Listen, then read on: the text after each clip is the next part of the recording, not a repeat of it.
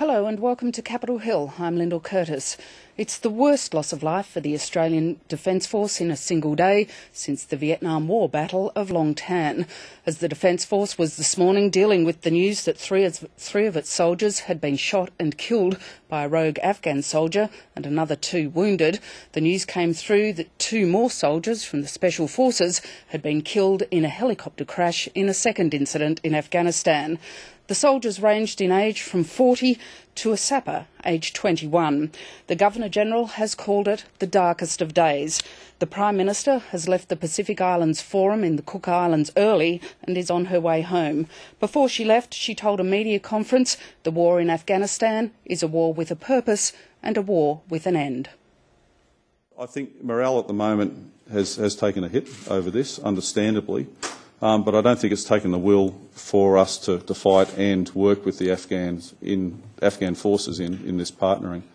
And I have to say, out of it, we remain committed with the Afghan people, remain committed to supporting the operation that we have in Uruzgan province at the moment, remain committed to transitioning security to the Afghan forces and supporting them in their growing ability to plan and conduct operations. We cannot allow even the most grievous of losses to change our strategy. We cannot have a circumstance where loss dictates how we will engage in this war and see our mission through. In my view, that wouldn't be appropriately honouring the men we have lost. In my view, it would be letting our nation down. We went there for a purpose and we will see that purpose through. Steve Georganas, 38 Australian soldiers have been killed in the war in Afghanistan since 2002. The Prime Minister says she's not shifting from her resolve. There is a plan for Australian troops to transition out of Afghanistan. Is there any reason to consider bringing the troops home earlier? First of all, can I just say that our hearts and our condolences go out to the families and friends and loved ones of the soldiers that we lost today, and it is a tragic event. Every time we hear of these tragic events, I think each and every one of us is moved. Having been to Afghanistan myself and seen the very good work that our soldiers have been doing, the professionalism in the manner in which they conduct themselves, it's always sad when we hear these stories. It's a terrible, terrible, tragic story that we've heard today. And as I said, our hearts go out to the soldiers' families and to their loved ones. And we know that the Prime Minister is coming back on or is on her way back at the moment to deal with these tragic events. Having said that, I think Australia is absolutely committed to seeing the transition through. We've said that we'll be there till 2013. We know that a lot of good work has been done.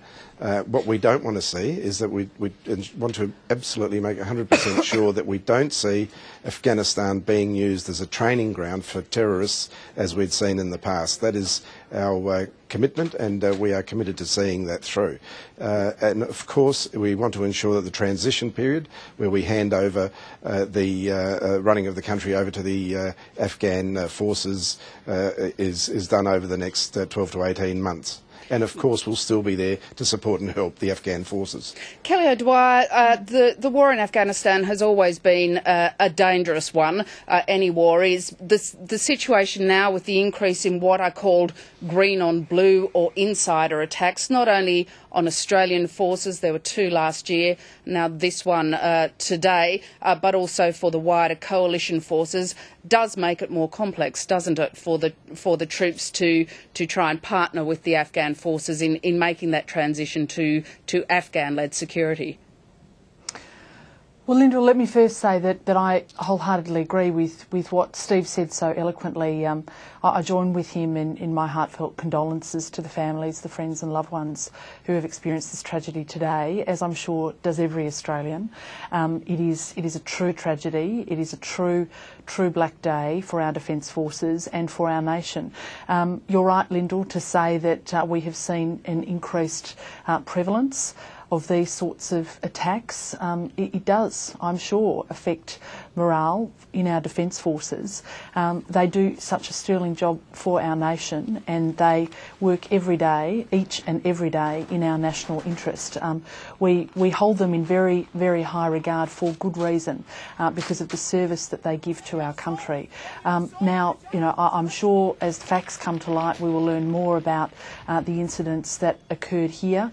But I agree with the Prime Minister in her comments. We can't allow these awful, violent acts to deter us from our mission over in Afghanistan. We always knew it was going to be difficult, and unfortunately today we have seen terrible events unfold, and we have seen the tragic loss of 5 lives of our soldiers. If I could ask both of you, first to you, Steve, what sort of questions do you get from your electorate, from the people you see, about Australia's involvement in Afghanistan, and has the announcement of the transition, the fact that there is an end date for most of the Australian forces, changed how people view this conflict? Look, I think the end date that was announced is very positive. People want to see an end to it, there's no doubt. And the end has come at exactly the right time, and we'll be handing over in that transition period to the Afghani National Army. But we've got to remember the reasons why we're there. And one of the reasons is that 10 years ago, nearly to the day, we saw the Bali bombing, which killed many, many Australians. A lot of those bombers were trained in Afghanistan, and part of the mission has been to ensure that Afghanistan doesn't become the training ground of terrorism again. And we're determined to see that through and hand over the reins to the National Afghani Army in a smooth period over the next 12 to 18 months. And Kelly, what sort of things do you hear from your voters? Oh, well, look, very, very similar sorts of things to what Steve has actually just outlined. I think we're all united in our purpose. Obviously, Australians do want to see us successfully transition. They're proud of the work that our Defence Force has done over in Afghanistan, and they are very conscious of the work that they are doing to safeguard our national interest. And Steve's right to say that Afghanistan has been a training ground for terrorism. Terrorism has touched Australian lives, and we must be very ever conscious of that and the increased threat it places on all Australians, no matter where they are in the world, whether they are in Australia or overseas, as Steve has pointed out, in Bali, as we saw 10 years ago. As well today, a large search and rescue operation has been underway in the waters to Australia's north. 7 ships, including HMAS Maitland, and 3 Australian planes have been looking for survivors from an asylum seeker boat believed to have been carrying up to 150 passengers. So far, 6 have been found alive. That's a situation that's not changed from this morning, when the Home Affairs Minister, Jason Clare, gave an update. This is a big stretch of water. Search and rescue is very hard. It's very hard to find people that are in distress on a little wooden boat in the middle of the Sunda Strait or anywhere between Christmas Island and the coast of Indonesia.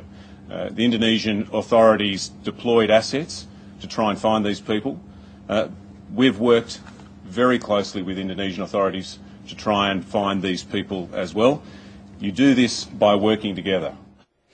Kelly, it was deaths of asylum seekers at sea which prompted the renewed debate, which eventually led to compromise on offshore processing legislation. But as it did in John Howard's time, it will take some time, won't it, for that to work, for the message to get through that catching a boat to Australia is not a guaranteed means of entry to the country? Well, what we've heard about over the last sort of 24 hours in terms of lives lost at sea is again a reminder of the terrible tragedy when people do get on boats to come to Australia. And it's something that we have been talking about ever since the government dismantled the border protection policies in August of 2008. We have seen, Lyndal, more than 20,000 people come since that time and make that risky journey, and countless others lose their lives. This affects all of us, and we have said that offshore processing is but one part of the overall solution to sending a strong signal within our region to people who would potentially make that journey and pay people smugglers to try and come to Australia. Obviously, the second aspect of that is temporary protection visas, and the third is to turn boats around where it's safe to do so. I think the real tragedy here as well is that the Prime Minister didn't just hear this for the very first time when she was handed the report by Angus Houston. This is something that we have said consistently. In fact, the last time she was at the Pacific Island Conference, only 12 months ago, we had again said to her, take the opportunity to talk to the President of Nauru, talk to him about the fact that we should reopen offshore processing in Nauru. She refused to do so, and in fact only in fact did that after she was handed the report, and in that time we saw more than 11,400 people come. I mean, this is the real tragedy here, that so many lives could have been saved.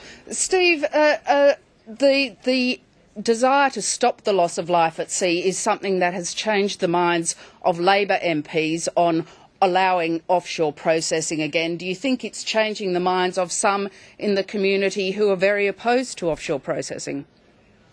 Look, I think people's minds have changed over the last 12 months.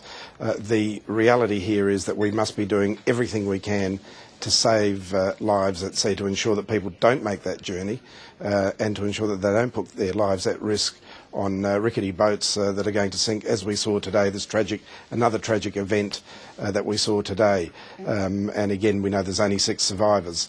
What's happening in Indonesia and other places in Malaysia is that the people smugglers are peddling a fire sale, knowing that these laws are being implemented, and are trying to get as many people over as quickly as possible before all our procedures are put in place. And we're working very hard and with an urgency to ensure that we implement the Houston report, because they were the expert panel with the expert advice for these matters. Again, it's not just about Nauru, but it's also, the report talks about a regional framework, a framework where our nations in our neighbourhood will all be able to take part and play a role in ensuring that refugee movement and intakes are coordinated and worked upon in a regional sphere. We know that there's over 45 million refugees in refugee camps around the world, and the people movement will never stop.